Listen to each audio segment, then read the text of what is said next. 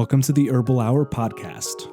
Herbalists rejoice and all lovers of plant medicine. We go so deep in this episode. It's one of my favorites by far. We talk about herbal energetics and how to apply those theories to choosing which herbs are best for healing. We talk about the future of plant medicine, where is it going, its ancient roots. We talk about the role of the vital force in healing and the self-healing of the body. We talk about plant spirits and how to build relationships with plants from shamanic traditions.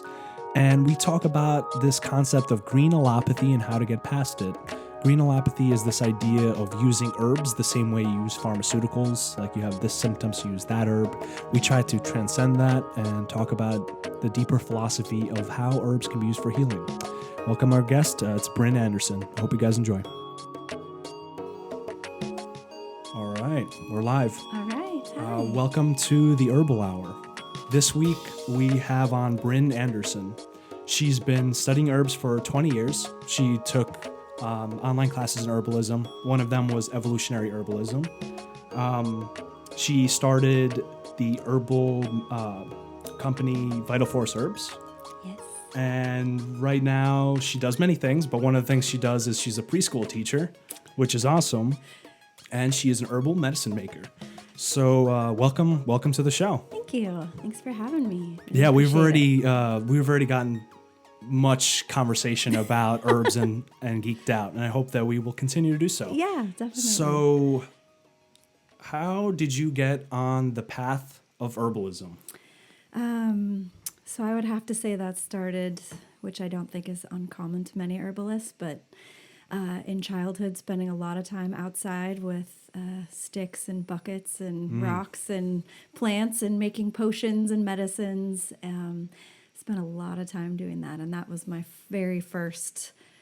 It's just funny. I've heard other people tell that story. And I'm like, hey, I did that too, and hey, I did that too. So I think it's the plant's calling you at a young age, like, hey, come over here. You're gonna be with us. So I would say that would be my earliest beginning, and then just watching my mother and my grandmothers and their gardens, and they didn't have herb gardens. They were more, rose gardens or vegetable gardens, but they still used, they had culinary herbs. They're like, oh yeah, let's go get some chives for the eggs or thyme for the soup or whatever. So it was always known to me that herbs had a place in the kitchen and for health and different things. So that was kind of very early beginning. And then starting in high school, someone gave me the Rodale's, what was it called? The Rodale's Guide to Herbs or Herb Encyclopedia or something. And I just was like gone for months in that book. So I was like reading every herb, coming up with, I'm going to name my daughter rosemary and sage, or, just really excited about it right away. So I started switching out, no, Mom, I don't need ibuprofen. I'm going to have some chamomile tea, or, just kind of doing different things. And then the very first natural food store opened up in my town. And so then I was like, oh, what's this thing in this bottle? This is a tincture? What's a tincture? And, so that kind of happened. And this was all in Utah, where I grew up in the mountains. And then I moved to Eugene in 1995, which was quite a hotbed of herbalism, I would say, at that time. Just kind of in the culture there, lots of local food and plants and small schools and things. So I immediately met friends right away that were like, hey, have you ever heard of a salve? Let's make a salve together. Let's go wildcrafting. So, continued on. And then years later, I had my own children. And that's when it kind of, that first turn of seriousness, I guess, where it came, where I'd really been learning a lot on my own, practicing, making my own medicines. And then it was like a choice. Like, am I going to raise my kids with herbs and with natural medicines and with good food? Or am I going to, take the route that I grew up on and no judgment, but just, what am I going to do? So I really wanted to do it. My family, many of them being in the medical profession, were not very confident that was a great idea. So it kind of really, it just pushed me to really know my stuff. Like, if I'm not going to do this, if I'm not going to use this pharmaceutical, or, if I'm going to let my child have a fever and not immediately give them the Tylenol, then I'm going to show my family that I know what I'm doing. I'm not just like, you know what I mean? Being negligent or something. I'm not being negligent, or I'm not going to educated. put my child in danger. I'm not going to. So it really pushed me to be serious about it. But still in a hobby sense. I mean, I hadn't gone to school. It was all self-study, but really a lot of self-study. And then through teaching preschool, I started getting more into it. I started gardening with the kids and, teaching them how to make a salve and a tincture and, just basic things. And then started doing a backyard medicine camp where we would go and kind of do a different thing every day. We'd collect herbs for tea and make our own tea blends and, make a certain kind of salve or a liniment through the week. And I got a lot of good response from that. It was really great, and started helping out a lot of preschool families with their questions about, my child has a bruise and somebody said I should use arnica. What's arnica? What do I do? And, so I would start helping them with that, just giving them the knowledge that I had been, delving into for so long. And then a few years ago, I just decided that it was time to just put it more into a profession. Why not? I'd been studying, really my whole life, really, I guess, studying since I was probably 15. And so that's when I enrolled in the School of Evolutionary Herbalism. Shout out to you guys, amazing people. And in Rosemary Gladstars, another amazing herbalist human, in her Science and Art of Herbalism. I signed up for a internship at the herb shop over on Mississippi. Amazing folks there as well. And just started really going into like, what do I want to do? Where do I want to take this? My family and I, we frequent music festivals every summer. And that was something, going to music festivals, seeing that there was a lack of availability of natural medicine there. And that it just seemed like there's like tapestries and clothes and candles and all these things. I'm like, where's the herbs? Where's the salves? Where's the, all these people have They had certain kind of herbs, but maybe an over-reliance on exactly. one or two kinds of herbs. There's only so many things that... More so it's just like, things. oh, what about your sunburn and you stayed up all night or whatever. So that's kind of when, and it's definitely a family thing. Like my whole family has been involved in, we all... My daughters especially help grow everything, help me harvest and process. My sons and my partner have been huge in graphic design for the labels and for advertising and helping to set up the, just all that kind of angle of things and putting on the labels. Like one of my kids sat for hours, like putting on lip balm labels forever. So anyway, it's been a really amazing, fun thing to do as a family. But that was kind of our first thing was, okay, we're going to go to this festival and be a fully stocked apothecary, which was a really fun way to just jump into it and have a full line. So I came up with 11 different formulas, which, as we talked about before, I tried to make them very gentle, very general, something I could give to anyone, not knowing their background, not knowing their personal situation or energetics or anything, but something I believed would help them from whatever state they were in and not harm them. The ones you brought here and the one you gifted me for the liver, these are honestly very well formulated tinctures, which are basically herbal extracts. Yeah, and what I said definitely stands, that you can tell the difference when somebody who's actually an herbalist formulates a formula versus somebody who, just like I was joking before, they read like a section out of an herb book and they just threw every herb that does that in there. Yeah. They're like, oh, anti-inflammatory herbs? All right, throw them all in. Yeah. That's the medicine. But I think it goes way deeper than that, and it's something I definitely want to dive into, kind of the deeper theories of traditional herbalism for sure. and things like that. It's actually it's interesting. I have a kind of similar start in herbalism. So I was born in Ukraine, and my parents were also born in Ukraine. Okay. And in Ukraine, they were both doctors. The interesting thing is that in that medical system, herbs are not really thought of as separate from, like Tylenol and things like that. They go hand in hand. So it's like you have a fever, here's chamomile. Oh, you have a tummy ache, here's this plant. Oh, like you have a wound, like use some of this. There was some formula used that I believe was made from some herb that was like really green, and it would like stain your skin green. Okay.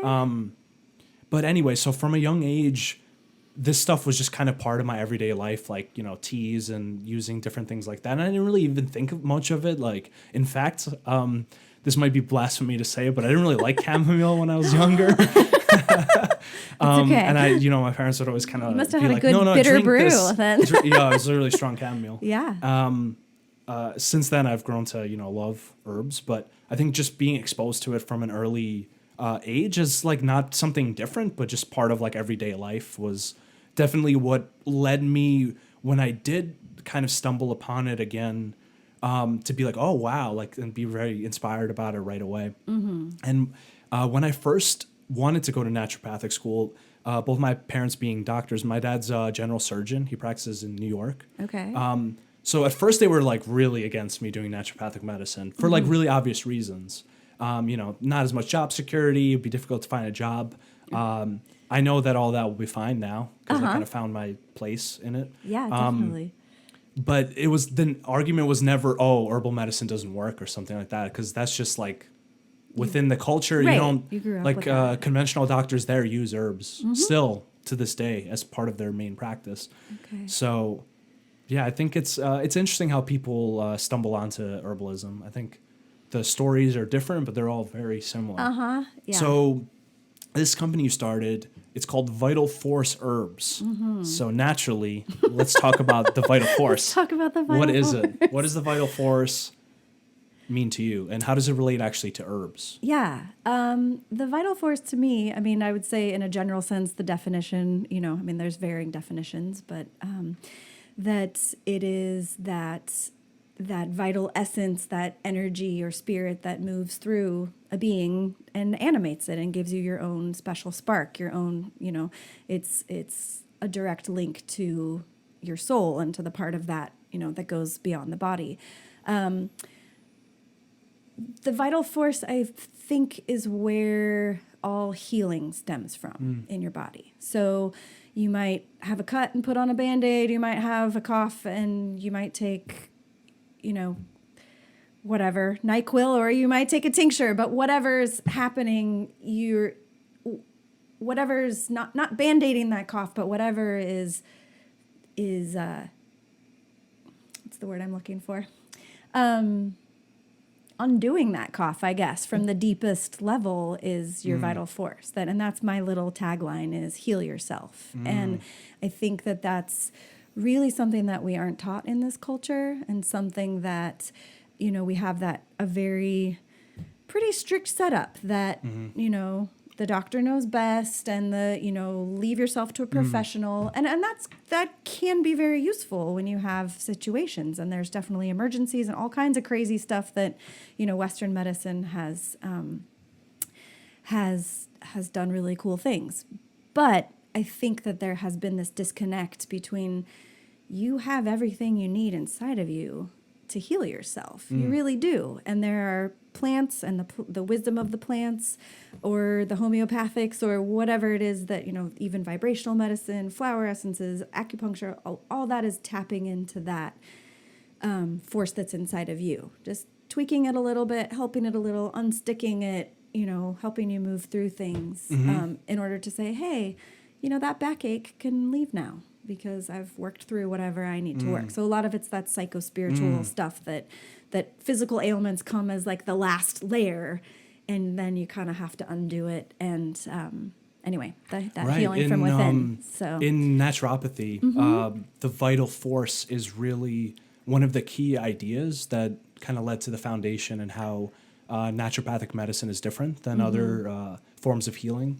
I think pretty much most traditional medicines like Ayurveda, Chinese medicine, they all have like another word for the vital force, whether they call it, chi or the doshas, which are like the energies. The idea, I think, is really simple, but it's something that, being that we got brought up in a very conventional culture, we're conditioned to think of things in a certain way of like, you have a fever, you take this thing to get rid of the fever. Right. And thinking of like medicines and even of herbs as actually healing you. But what the vital force idea is, at least to me, is it is like a wide embracing term that explains all of the mysterious ways that the body heals itself. Absolutely. And, yes. There's Thank you. probably spiritual components to it. There's physiological components that we don't understand, Mm-hmm. but it's everything that leads to healing.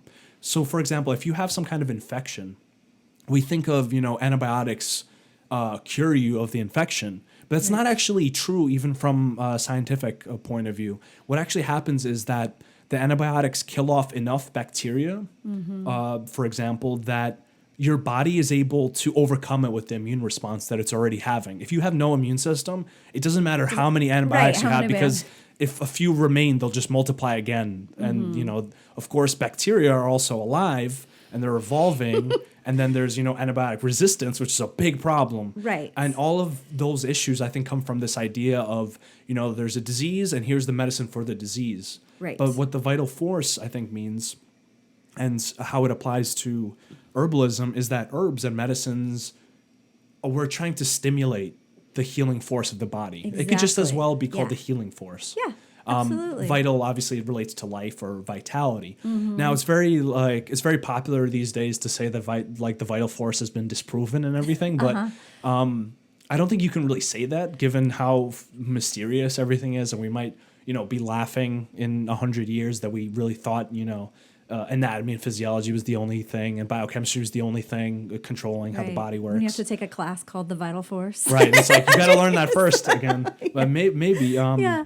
No, I so agree with you. And that's, And I guess something that speaks to me about it is across all traditions, whether you call it qi in Chinese medicine or, the energetic channels in Meridians. Ayurvedic, the meridians. Yeah. And then I was just thinking of I'm going to say the names wrong, but in Ayurvedic medicine, there's the 2 channels that go up and down, and then the central channel of energy. But just in so many, I mean, pretty much every system of medicine that I've ever studied or heard of, that there is that core vital force, given, whatever the name is. I think it's crucial to understand that. And these are all really just words. And in fact, it's really difficult to even speak about it because it's such a nebulous thing. But the basis of it is really simple. Your body is always trying to heal itself, always trying to bring itself into homeostasis, always trying to grow and develop. And from like a health perspective, what that means is what aspects are actually preventing that. So like thinking of health in terms of the body should be healthy. Why is it not? Instead of like, I want to make the body healthy by giving it this, which just doesn't really work, as we see with suppression of symptoms. With, you have a cough, you take an anti-cough. You have a fever, you take an anti-fever. Cool. I mean, it gets rid of the thing that was bothering you, but it doesn't necessarily fix the reason you had the cough. It doesn't fix the reason why you had the fever. Right. And fever is obviously a useful response of the body to overcome infection. Yeah. And, cough is a useful way for your body to cough out Expel pathogens and get rid of. and So is that all just completely wrong? I mean, it's interesting though, because the body is so great at what it does that in spite of you doing your best to suppress it, it will clear the thing. Yeah. It'll find another way. I mean, there's all these theories within traditional naturopathy that suppression of symptoms over long term leads to chronic disease. Well, yeah, that's like what it kind of pushes it pushes it deeper and deeper and deeper. So every time you suppress that cough, that mucus was supposed to come out, now you got more and more mucus buildup, and over time you get these weird chronic conditions, and no one really understands what.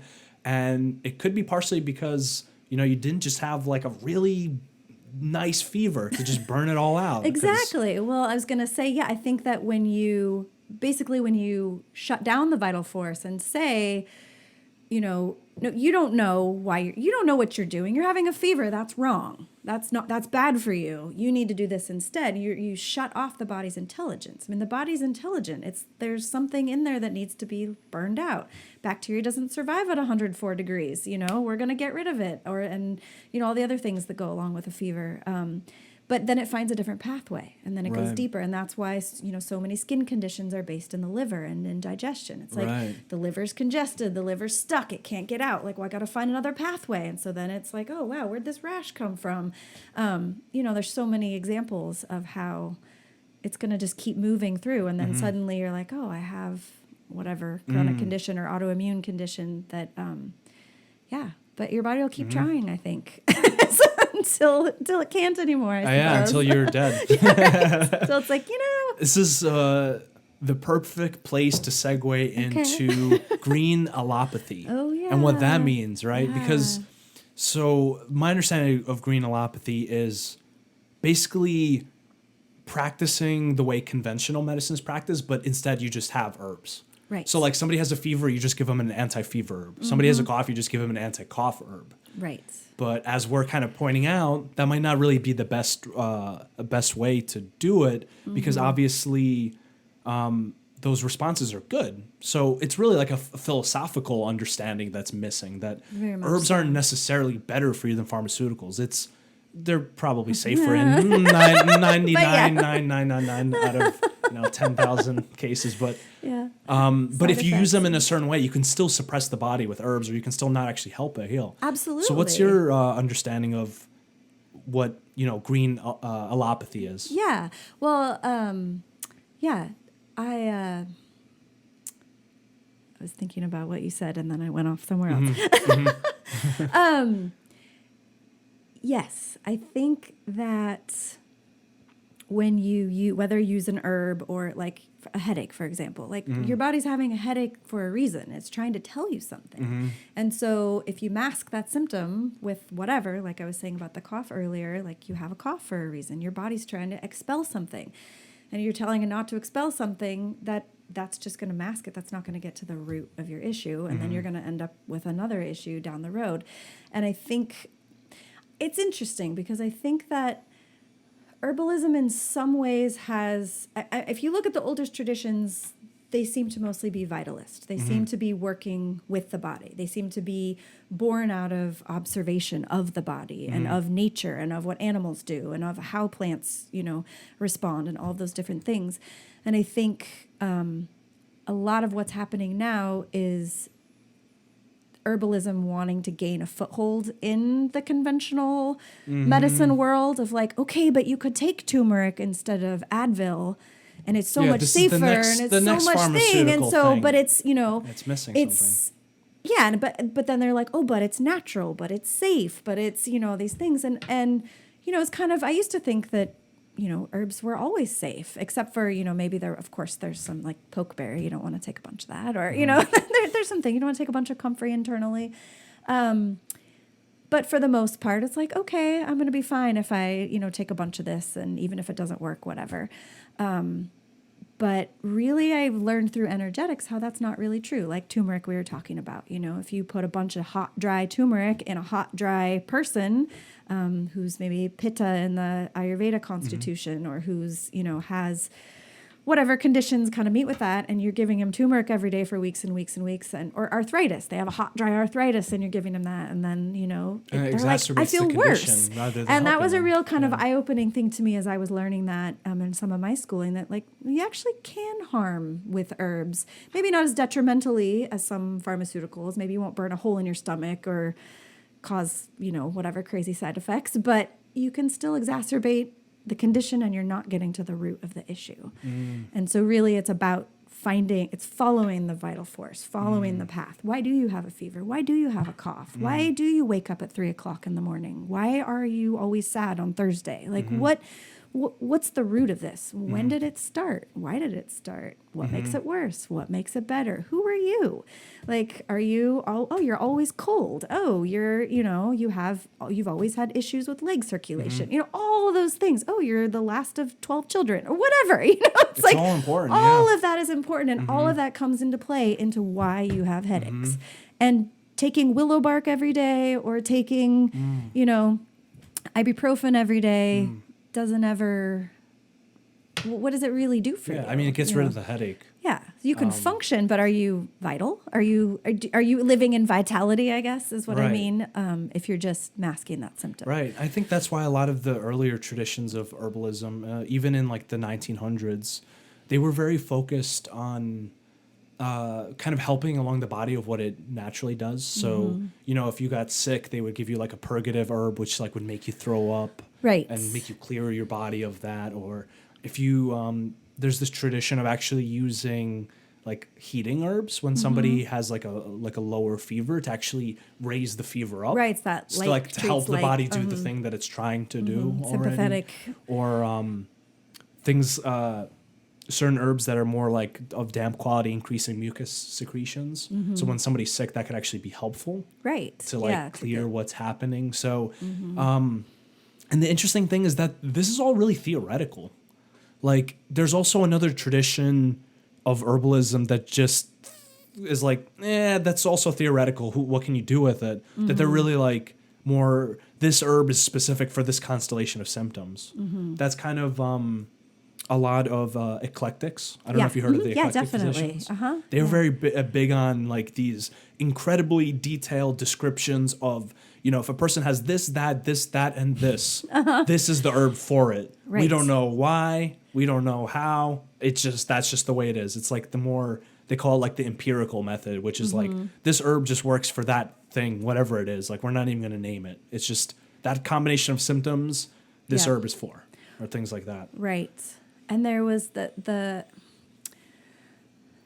tradition of the even through energetics, the like hot in the 4th degree or hot in the first degree, and then matching symptoms with I think that kind of, is that Galen? Or Galenic, yeah. That's I think that is Galenic medicine yeah. and kind of like Greek medicine. I actually looked into that. That's really interesting. It is That's really even like a interesting. deeper level of understanding of like the qualities of like hot, dry, cold, and damp. That something could be like a little bit hot, something could be like pretty hot, something could be so hot that it like literally burns your skin and like burns everything out. And which is like cinnamon versus ginger versus turmeric versus horseradish or versus like garlic tincture, right? Yeah. Or cinnamon tincture, which will just burn you if it touches your skin.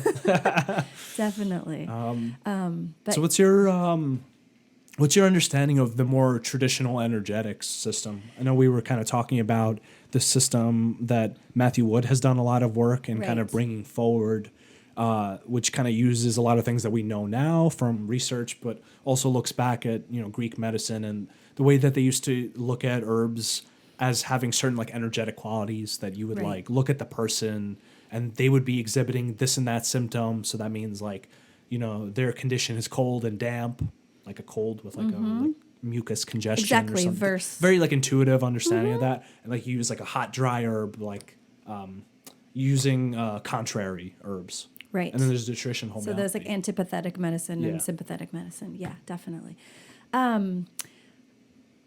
I guess a lot of my understanding does come from a lot of what Matthew Wood has brought to the table, and that through, in the schooling that I took through evolutionary herbalism, I really loved. I think what really is helpful is looking at so many different frameworks, because like you said, you can reach a destination from many different pathways. So laying on top an energetic framework, laying on top, many different traditions, you can kind of really follow various things and kind of figure out what works best for you and what makes the most sense. So I like looking at, it's been really helpful and really eye-opening to look at the temperature, the tone, and what's the other one that I'm totally forgetting now? That I'm or the organ system? No, yes. I mean, definitely looking at organ systems, but like looking at something as hot or dry. Okay, so there we go. Temperature, and then, why can't I think of the title? Anyways, hot and dry, wet and cold, like damp relaxation would be one just to say. So damp relaxation would be like, or the tone of the tissues. So the tissue states, I guess, is what I'm roundabout saying. Looking at how, like, say, like varicose veins would be a damp relaxation issue, where the veins have relaxed in such a state that then like the fluids are leaking out. It's not holding tone. So, and that was really, the first time I learned that, I was like, oh my gosh, that changes everything. That changes.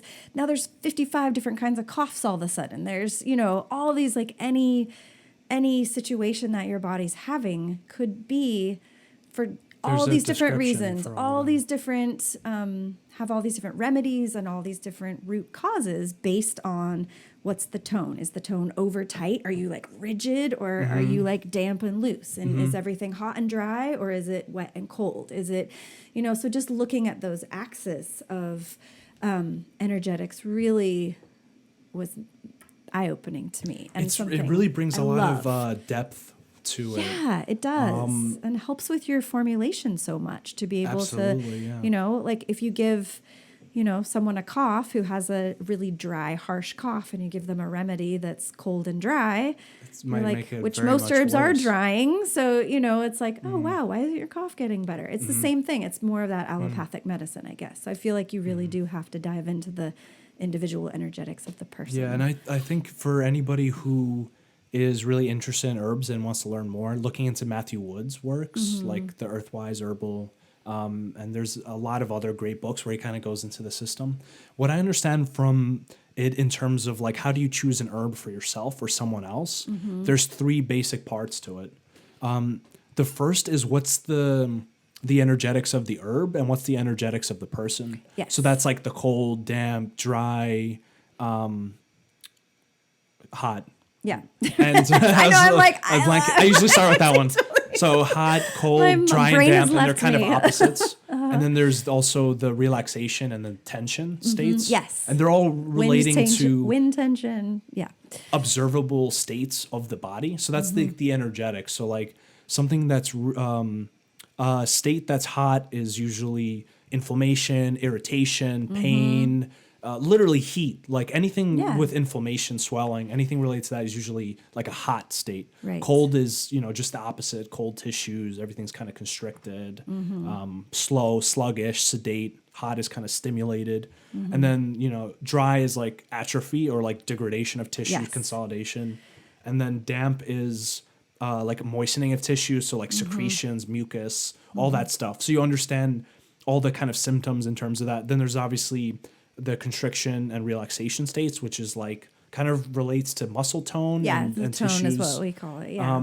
So that's like one layer. So like the approach is to use opposites. So if somebody has like, the example I always love to use is somebody has a cold. Like we even call it a cold. Right. Why do we call it a cold? Does it only come from the cold? No, obviously not. But a cold is like, in most cases, a really good example of a condition that's cold and damp. And being in the Pacific Northwest area, that's like the environment that we have in the winter. So we're just getting hit by cold and damp from the environment so much that it hits our system off of balance. So from this perspective of energetics, so if somebody has a cold and damp cold, you want to give them a hot and dry herb because they're opposites. Like hot is opposite of cold, right? Dry is opposite to damp. So something like ginger is really good. Garlic, it has a little bit of dampness to it, but garlic is like really hot, so like burns out everything. So those are it makes sense why those are chosen. Then the 2 deeper layers. One of them is organ specificity. So that's important because some herbs, for some mystery of nature, some herbs just seem to work more in certain organs than others. Like have affinities. Yeah, like the liver tincture you have here that has like dandelion, burdock. Those are like specific for the liver, and so is milk thistle and things like that. They're like specific for the liver. So you can choose herbs based on the specificity of the organ. And then there's just like the specific symptoms.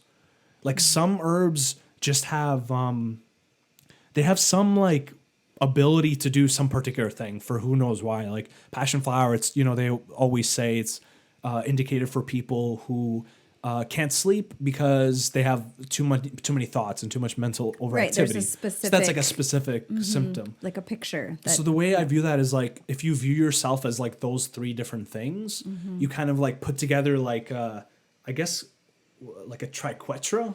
Right. Kind of like a Venn diagram, but with 3. And like, where does it all meet? Like, which energetic and specific and organ system. And then that's how you narrow down to like 1 or 2 herbs.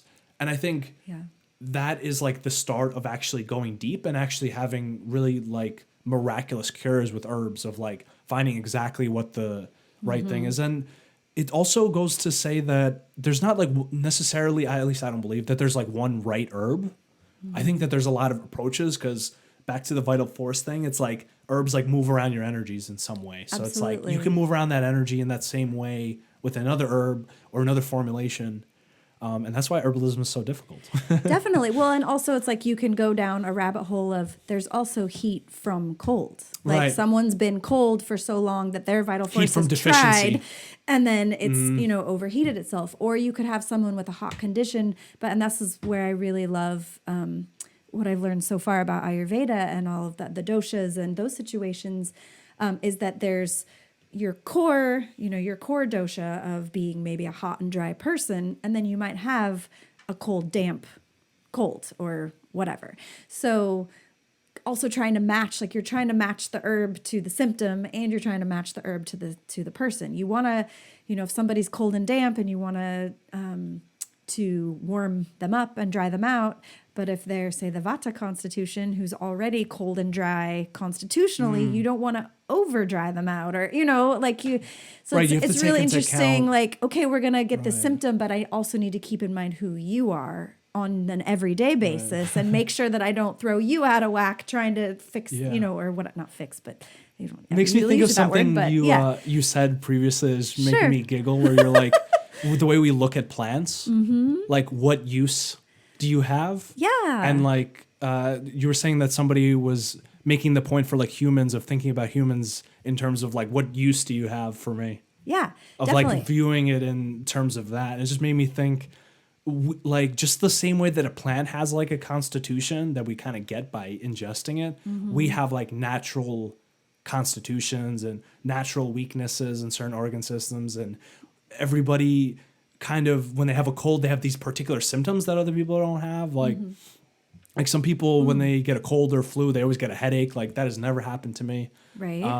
But some people, every time it happens. So like there's no such thing as like a cold to be treated directly. It's more like, what is the manifestation of it in that person, and what caused it for that person. So that's just the rabbit hole. Which you that's just keep the rabbit hole. You can go deeper. really into alchemy with that, and looking like the salt, mercury, sulfur. Like there's the physical thing called the cold, and then there's the mercurial aspect, which is these general set of symptoms. But then there's the sulfur of like your individual manifestation of that. Or you could do that with an herb. You could do that with so many different things where you can, there's a lot of rabbit holes. What do you think is like the next a lot of rabbit holes. Next step of herbalism? Because right now the tendency has been kind of going back into the past traditions and pulling up a lot of the things that we kind of left aside when we went more to pharmaceuticals, and kind of reviving that. But once that's done sufficiently and we kind of get a full understanding of everything, people before us have understood, what's the next?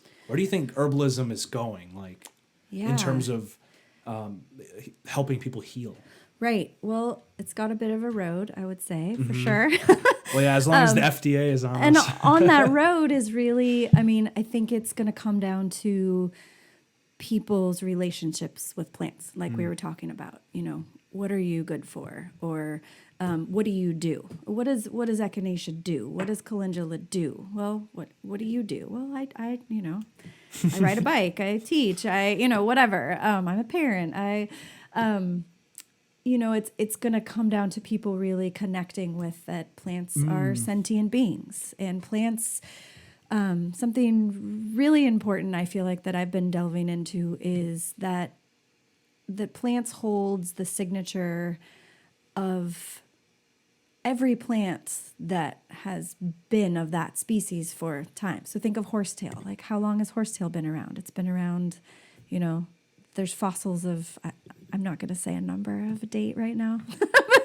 many thousands of years ago. Many thousands of years. Thank you. My partner's the date person. He's always like, back in 1997 on February 4th, but I don't have that. I think I brought this up on another podcast, but I think it's always a mind-blowing fact. The earliest found medicinal herb, like buried with somebody, was something like 40 or 50,000 years ago. Yeah. But they were actually using it for a condition. They weren't just like randomly using herbs. Okay. So but they had that means that humans have, at least for, 50-something thousand years have been experimenting with herbs in a medicinal and healing context. Yeah. And that's just what we found. I mean, animals, obviously, they use herbs. But back into that idea of having a deeper connection with plants.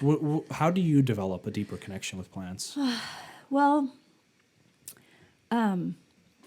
first, hold on. I have to backtrack just a second. But just, I guess, part of what that means to me, that deeper relationship is moving beyond. We have to move beyond the allopathic world. We have to move into, hey, Calendula, how are you? Like, here's my life. Tell me about your life. Like, what do you know? This is what, here's maybe something I can tell you about. Calendula knows everything that all calendulas have ever seen from the beginning of calendula. And horsetail knows everything that all horsetails have known. They say as humans, our DNA spirals have that ancestral memory. And why wouldn't plants have that as well? Why would minerals have that as well? And everything, really, everything on the planet. I mean, I feel like the planet itself is a being, and then it's the microcosm that goes down to the tiniest, quantum atoms, and then out into beyond where we could ever, are the furthest reaches of the imagination, really. And so, to me, you think when we're taking in plants, we're like connecting with that like spirit of absolutely. that plant? I mean, I feel like that's the vital force of the earth. That's like our connection to like tapping back into that. That's your like root connection, your lightning rod into the earth, and then it's a communication and an energy. I definitely you feel like everything is energy, and that there's communication that's possible in all realms and in all ways. I think that a person could get just as much healing from sitting next to a yarrow plant for a few hours than as taking the tincture. But I mean, that would be a different way to do it, and that would take a lot of dedication and a lot of, we currently live in a society where that's like something a tree hugger does. That's not going to be the prescription. Like go down to the, I mean, actually, in some cultures are starting to do that, having forest time or having nature time as a prescription for health. And I think we as herbalists and plant people already are like, well, yeah, of course, going to the forest makes me feel better, or working in my garden makes me feel better. But I think that's where we're going to need to go as a species, and we're going to have to get away from. Even like I'm using lip balm because my lips are dry, but more, you know what I mean? It's like, okay, you do, but it's more about understanding the relationship and understanding the connection and understanding that, if we're all one, then I'm also yarrow, and yarrow is me. And when I ingest yarrow, yarrow lives through me. And then yarrow can access my vital force and can fine tune it and can, move my fever out of whatever state or whatever pathway it needs to go, to. And there's so many herbs that are like that are so, you can't say whether it's, this is going to lower or raise your thyroid, or this is going to lower, like hawthorn, which is a heart tonic. It's not really, when they're doing all of their studies, it's like, well, what is it exactly doing? It's tonifying the heart. What does that mean? Is it, raising or lowering blood pressure? Is it changing, it's doing whatever the vital force needs it to do. It's Hawthorne's going in there and saying, hey, I'm Hawthorne.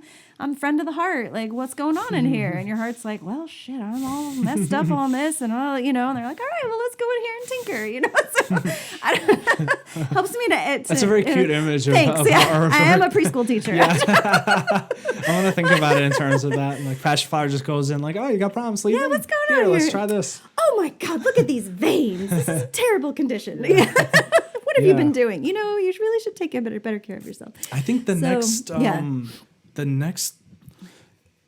level, I think, of herbalism and really of healing and medicine in general, I think with the way this culture at least has been moving towards the individual and kind of like people having all the knowledge, I think the next level of herbalism is everyone is their own physician. That's what I was just going to say. As soon as you started talking, I was like, oh yeah. And that's the next thing is that, like I was saying in the beginning, that there's this innate trust in the professionals and in the doctor. And like, I found that taking my kids to a pediatrician. I had a really wonderful pediatrician who would say, tell me what's going on. You know your kid way better than I do. I see you a couple times a year. I see you for 10 minutes. I don't watch your child sleep. I don't feed your child every day. I have no idea what's going on with your child. And I would say that that's in the 1% of kind of what's going on. I think it's like, oh, you have this with your lungs. This is what you need to do. This is what you need to do. The end. Trust me, I'm the doctor. And there's that kind of like, and I think it's almost become, it's interesting because I don't know that it's ever left. If you look back in history and kind of, when Western herbalism went underground, when it became, part of the witches honestly, and all of that, it's like that. I don't think we've ever gotten to that point of like the physician is just there, or the healer or herbalist is just there to teach somebody about all that they can help them with about their body. But everyone has to learn their own body for themselves and how certain herbs and things work. Right. And I'm not saying that, doctors are bad or anything like that, of course. But it's more about we have to shift from the notion that the doctor knows best or only the professional knows what to do about your body. It's that we should all know what to do with our bodies. Well, we got the vital force. We don't even need to know about our bodies. Our body tries to heal itself no matter what you do. Exactly. It would help if we knew a little bit about like not getting in the way of it and maybe helping out here and there. But like, really, I think more people will be served by just doing nothing, like 9 times out of 10. It's true. Because your body's already trying to fix it. Trusting that your body can heal itself. And, there's things like we said to help along the way or to move those pathways and clear channels, but it's not, the Band-Aids is totally different than actually. It's a beautiful thing that Paracelsus says. Yes, that, Paracelsus. He's awesome. Right? I love wacky Paracelsus. guy. Yeah, he was, right? He says that the physician doesn't heal, but nature heals. Yeah. That's something that I always think about. And it's really easy to like forget about that because, even when you like look up an herb and you're like, oh, this herb does this, and you just like take it and you want it to like do something, but it's so hard to understand like why you have the issue, like, and what would actually help that issue really. Like, so herbs aren't always the answer. Sometimes the answer is like going into your mind and seeing like, mental patterns. Absolutely. So it's really interesting. And I think just to reiterate that point, I think the healer of the future teaches people about themselves really more than anything else. Yeah. And I would say that's so they could do it for themselves. Of what I feel like my training has been and kind of where I feel like I'm headed with it is that very thing is just, and even just being there to listen to someone. And, when you have a 2-hour intake with someone or whatever, however long, and you're going back into that history of when did this start and tell me about your family and tell me how you sleep. And you just, a person then begins to reflect on their own life and think of things and like, well, when did that rash start? Like if I really think about it. It's during a breakup. Exactly. A hard breakup. Or it's, whatever it was. And then that breakup made me, do this and that. I was eating Cheetos. And like and then before that, this happened. Or every time this happens, you really and get everything people happens to in a constellation click. too. Absolutely. We like to look for the one thing, right? Yeah, the one thing. And it's just our conditioning from, growing up in this culture, that reductionist view, which is helpful in some degrees. But it's like looking for that one thing, like, looking for that one cause, like that one event when I was 1 year old that just, this is the reason I am the way I am. Ruined it all, one time, like I didn't get that hug. And ever since then, it's just been downhill from there. Right. Or, this is that one herb that like, you just use it and then that's it. You don't have cancer. You have nothing. You're healthy forever. Right. And I think it's unrealistic. Because so many factors play into disease and so many factors play into recovering from disease that it's a silly task to even look for that one thing because you'll never find it. Yeah. No, you're totally right. It is definitely a constellation. I think that's the beauty of having someone begin to look at themselves in that light and like, well, why are you asking me about, it's like you go in for whatever, arthritis. And it's like, well, why are you asking me about my relationships? Why are you asking me how I sleep? What does this have to do with arthritis? Oh, but it has everything to do with it. It has everything to do with it. And so I think that awakening is part of the next step of herbalism too. That it's like, it has been useful to, in some ways, we've learned a lot about the body by reducing it down to, all the various things, and learning about veins and learning about arteries and learning about muscles, learning about bones, learning about bone marrow and learning about the parts of the brain and learning about, all the different hormones and all their things. Like, okay, we did that. Now we got to put it all back together because the body does not, if you cut off an arm, it's not going to function as an arm. If you take out your pituitary gland, it's not, you're not going to function. Right. So you have to put it all back together and remember that we were born with all of it, and it's all functioning together, and it's all a beautiful synergy that's magic. I mean, I don't know how else to put it. If you just sit and think about like how are your fingers moving, like all the different things that go into just that alone is a magical orchestra of all that we are put together. It's a great mystery. Yeah. I think conventional medicine is the way that it has been progressing is, let's say, symptomatic of that underlying like reductionist and like fragmentary viewpoint. Because if you look at the medical profession, specialization is where it's going. Like it really is. Everyone it's like is going like more further and down. more specialized. So like not only do you have a cardiologist, but you have like a very particular kind of cardiologist, and it just goes deeper and deeper. And this isn't to say that there isn't like there's a lot of benefit for that. Like if you need a heart valve fixed, like you want the guy who's done 100 of those, obviously. Right. He spent 25 years just looking at heart valves. That's right. great. So for like that anatomical or structural issues, you want that kind of specialization because the body is so incredibly complex that like no one could really understand every physical part of the body. But the issue that we run into is the fact that the body is so interrelated, all the organ systems and everything are so tied together that if one organ system starts failing, everything else gets affected, and it's this and that. So when you go to a cardiologist and you're worrying why you have some kind of heart problem, it's questionable whether they can really help you with it if it's not actually stemming from a really cardiovascular cause. Like maybe the heart issues are from another thing. Maybe a lot of them come from like your diet, or a lot of them come from your constant stress that's due to trauma or something like that. Right. And like, if you go to somebody, who has a hammer, like they see just nails, so they'll try to fix the thing that you're presenting them with, but that doesn't mean that, it's not a holistic view of what actually the whole constellation of things that leads to things. So really, I think it would be ideal if there was more generalists who had like a wide understanding of enough of the fields to have like a holistic picture of the body and to understand like when it was appropriate to like send somebody to this person or that person for like a specialty, or whether it would be better just to focus on the whole picture of the thing. Absolutely. Well, and it's like we were talking about before, if you stifled, the vital force in all of these other ways, then you might end up, excuse me. Oh, hold on. I have to cough for a second. Gonna need some anti-cough herbs. I know, quick. I don't usually talk this long straight. Excuse me. Yeah. So, if you've stifled that certain pathway your body was trying to use, then maybe you've ended up down the road with this heart valve issue. But like you said, that wasn't where it started. That's not the root. And so then you can fix the heart valve, and maybe that'll work.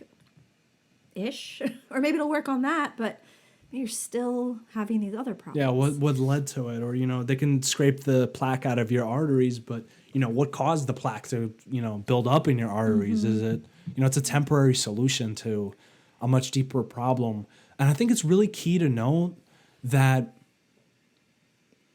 I don't know if anyone really knows the deepest causes of disease, like at the deepest, most fundamental level. I mean, there's varying degrees, and there's people who say, like juicing will cure every illness. And there's people who say that like essential oils will cure your cancer 100% of the time, and how it's being like hidden by the FDA because they don't want you to cure cancer by using lavender essential oil or something. But I don't think anybody really knows, because if they did, I don't even know how they would know, first of all, because it's so hard to understand how the body works without tremendous amounts of experience with it. Because everything is so complex. Like even in terms of cancer, it's like there's not even one such thing called cancer. Right. There's these growths that happen in all sorts of organ systems, and they happen for all sorts of different reasons. Absolutely. So like our idea of like viewing it as cancer is actually part of the problem, if not most of the problem, is that we actually think that something called cancer really exists and isn't just like a convenient description of like some similar process. Obviously, there's similarities between every cancer. Sure. But what's not similar is what causes them. Like different cancers in different areas are caused by different things. So like to view it in those terms instead of the, finding, that's why I don't think they'll ever find a cure for cancer. No, I don't think so either. I think it's all about, it's not about curing cancer. It's about focusing on health. And I think that's, there's a really fun book to read. It's Holistic Anatomy. I know that book. Do you know that book? And it was interesting because I remember when I got it from the library and kept it for like a year and then finally decided I was going to buy it. And I was looking at the reviews and a lot of them were saying like, this is, terrible anatomy book and this isn't real and this is too general or this doesn't, there was all these reasons why it was a terrible anatomy book. And I was like, gosh, I remember really liking it. Well, I'm going to go ahead and get it and look again. So I've been recently reading through the first few chapters and I was like, oh, it was interesting to see why I felt like people who were looking for a traditional anatomy book didn't like it because the whole book is about the body being a whole system and how you can't separate the parts. You can to an extent, but you have to put them all back together again and how everything works in synergy. And one of the things that she was talking about in sort of ways that humans used to view the body and the way that our culture specifically and other similar ones view the body is that we're looking at the disease. How do I stop this cold? How do I fix this rash? How do I, cure this cancer? Instead of looking at like, what do I do to keep my body at optimum health? And looking at your body as this, that it has the wisdom to do that. And it is a fortress that can keep that stuff out if if your body's super... one of the popular things is like acidity versus alkalinity, that cancer can't survive in alkaline conditions and, all these different things about that. Well, okay, if that's... Well, cancer's just your own body. Right, exactly. Cancer's your own cells. Exactly. But yeah, but if that's true, if there's the alkalinity versus acidity thing, then it's like, then that's not about the disease at all. It's about doing the things you need to do, whatever they are, for your personal. I don't think lemon juice in the morning works for every single person under the sun because that wouldn't be taking into account everyone's energetics and all those other things.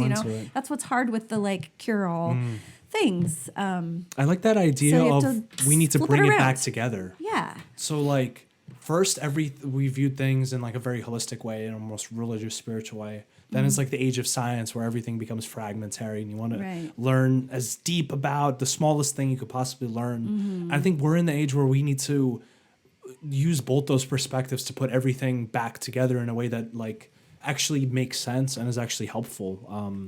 Because it is helpful to know, because the more you know about the specific details, you're just learning about like little pieces of the whole pie, really. But the issue is if you never tried to connect it together to the whole pie and you just like stay with the pieces. Right. And then nothing makes any sense and, everything's just facts and they're just not interrelated. And the body is the most interrelated thing that exists. I mean, it's the only reason we're alive is because everything's so linked that we're alive. That's the reason. If we were like fragments, if we were like separate organ systems, Exactly. we're not. And we wouldn't be breathing or living if we were just like a heart or something. Right.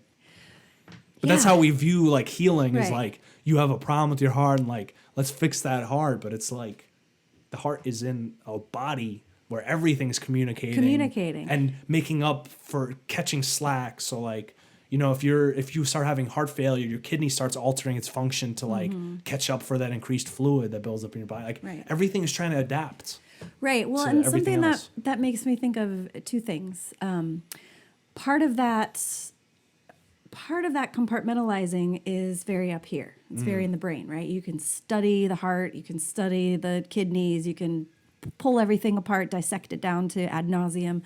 But flip-flopping that the heart, this is one of the most amazing things in all of my trainings and all of my classes that I really was able to delve into, that I'm super thankful for, is that heart perception and that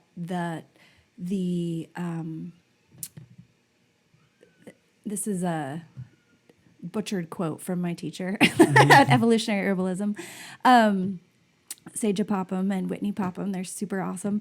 But one of the things is to bring the brain back into service of the heart. And that's not a new concept, but it's something that they talk about a lot. And that author I mentioned to you before we started talking, the Stephen Hared Buhner, who talks about heart entrainment and heart perception, about that your heart is really your central system. That's actually how humans are set up. And there's tons of scientific studies, done on this. The Heart Math Institute. They're amazing. And I think one of the reasons they're amazing is because they have that focal point, but they also understand the energetics and understand why that's so important to understand that, and how most of your neurons are in your heart, and how it's actually your heart that sees and assesses situations and decides if there's danger, or decides what's going on, or checks out the vibe of somebody else first and sends that information to your brain. We think, oh, I look at you, I see you, I'm going to assess all these things, and then I'm going to send that to see like what my gut says or what my heart says.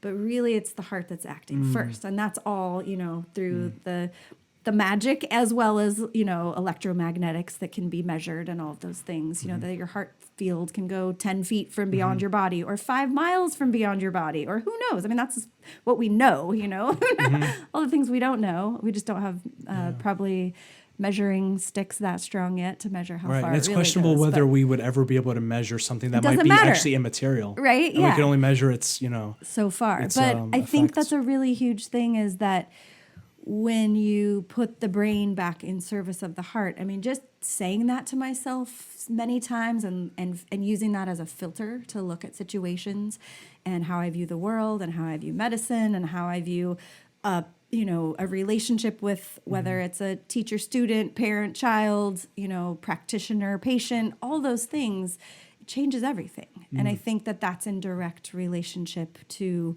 bringing the body back into a holistic view and bringing plant medicine back into a view of not being a Band-Aid, but following the vital force, is that it's a heart-centered approach. And plants are holistic too. They're Absolutely. a combination of synergistic compounds, not just there's this one compound in it that does this, and that's like a common approach too, with like extracts and finding like the one thing that does it. And that's going along with that that green allopathy idea of there's like one substance and it does the one thing and it cures the one issue. It's not the complete picture. I think it's part of it. There's actually a saying going along with the heart that the mind is a terrible master, but a great servant. Yes, definitely. And I think that, there's, with mental issues or mental unwellness, there's, something like anxiety that people in general experience in so many different ways. Yeah. In so many parts of their body, they might experience anxiety. And really, there's an understanding of it that it can stem from even like one, obviously different causes, but also different organ systems. Like there's like a heart anxiety, there's like a liver caused anxiety, there's a lung caused anxiety. There's anxieties that have different causes, and they really require different treatments for them in terms of herbalism. So that's kind of like a deeper point of really, if people are into herbs and they've found some benefit, is really just to dive deeper and see that there is like a very well-developed science that's still progressing, that really takes all these things into account. Yeah, absolutely. That is so very I true. Absolutely enjoyed having you on. Yeah, thank you so much for having me. So what It's been website super can fun. people find you at? At vitalforceherbs.com. Cool. I'm on, I have a website, I'm not a super social media person, but I do have an Instagram. I can be contacted. Awesome. That way. Yeah, I'd love to have you on again, and we could talk more herbs. There's a bunch of Definitely. things that I wanted to cover that we didn't get a chance to cover. 6 more hours left. Yeah. Just 3 more hours of podcasting. Gonna let our listeners get back to whatever they were doing. Whatever they were doing. Maybe they got to cook some food or eat or something. Yeah, definitely. Well, I think it's just one last thing about where herbalism is going, and it's going where it's going to go. But what I've seen is that, obviously, as I'm sure you've seen too, and probably everyone who's listening, it's super popular. It's everywhere. And that could be our bubble that we're in here in Portland and in the Northwest, we have a lot of major, universities and colleges that, where you can study and dive deep, and just living this abundant temperate rainforest, all the plant life that's here. So I think sometimes I'm like, well, maybe it's not like that everywhere. I don't know, but it feels like it is. Yeah, we So, certainly live partially in a bubble. But then also I saw a commercial that actually had some kind of like herbal supplement. And I was like, this is the first time I've ever seen a commercial for this. Right. And so I would say like my parents and family members in other places are like, oh, do you think I should try this thing? Have you heard of echinacea? Yeah, exactly. Like, yes, I've been studying it for 4 years. Heard of that, yeah. Yeah, and so I think what's great about that is that I think that's plants communicating with us and saying, hey, check us out. And I think it's time. I think it's a good time in our human history. It's a good time with whatever you think is going on in the world right now. I mean, it just, wherever we're at, I think plants are calling us to this point because it's necessary. And I think that humans are going to follow that, because ultimately your vital force and your human spirit is communicating with the earth and with those plants at all times, no matter what's blocked, no matter what's congested, no matter what's covering it, no matter how stressed and busy you are. Like, it's there. And it may be just a tiny whisper, but I think it's growing. And it's like, okay, so you learn about echinacea, or you you have some chamomile tea, and maybe that's what you do for your whole life, but that could change your life more than you ever realized it did. You don't know. Or you can go down, the rabbit holes we have, or anywhere in between, or you might mention something to someone else that ends up changing their life. And I think it's super cool. But I think the plants are onto us, and they're like, absolutely. Yeah. And we're starting to get onto them. Exactly. And I think they're coming at a time when a lot of what we thought would be the answer in medicine, in views of the world, are starting to really fail us on a very big scale. Like, we live in times where chronic disease, all-time highs. Yeah. They're saying these days 1 out of 2 people will get cancer. Right. Something like 600,000 people a year just in the United States die from heart disease. Something like, I think it's 1 out of 7 people have a diagnosable mental illness. Something else, yep. And there's so we're at times where all the common solutions that we thought we found, the magic cure, we found the antidepressant that heals everything. Yeah, we thought we found the antibiotic cures thing all about infections. Suicide, like all-time high for suicide, all-time high for children's diseases. All our known mechanisms are largely failing us. Yeah, and I think that's why the interest is kind of like, hey guys, what about us? Like, remember what your ancestors used to do when they got sick? Remember? Don't forget about that. They were pretty healthy. They did pretty great. Yeah, remember that dandelion in the sidewalk? Yeah. And we don't even, a lot of people in earlier times, they died from health related causes. They died from, getting bashed by a club or something like that.